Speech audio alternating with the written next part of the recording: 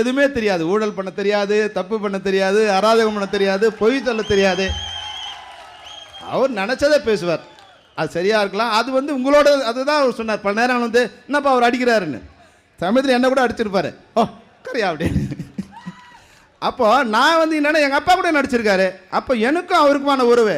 நீ என்ன டைரக்டர் அடிக்கணும் வெளியே இருக்கிறோன்னு பார்ப்பான். அது எனக்கும் அவருக்குமான உறவு. அந்த உறவில் மற்றவங்க தலையிடுறதுக்கு எந்த விதமான இதுவும் கிடையாது. அப்போது எங்களை மாதிரி ஆட்களை இனம் கண்டு முதல்ல இருந்து அவருக்கு என்னென்னா ஒரு ஹீரோ வந்தவொடனே என்ன திரும்ப பண்ணுவாங்க சார், ஒரு பெரிய டைரக்டர், பெரிய ஹீரோயின், பெரிய கேமராமேன், பெரிய ஆர்ட் டைரக்டர், பெரிய மியூசிக் டைரக்டர், எல்லாம் ஒரு காம்பினேஷன் பெருசாக இருக்கணும் அப்படி தான் நினைப்பாங்க. விஜயகாந்த் சார்கிட்ட போனால் என்னப்பா நீ டைரக்டர், நான் ஹீரோ, உனக்கும் எனக்கும் எவனாவது படம் பார்க்க வந்தால் படம் எடுக்கலாம். அவளுங்க பின்னெல்லாம் போவோம் சொல்ல முடியும். நமக்கு யார் வராங்களோ அவங்கள வச்சு படம் எடுக்கலாம். பெரிய ஹீரோயினோ பெரிய இதுவோ அவர் எப்பவுமே இது பண்ணதில்லை.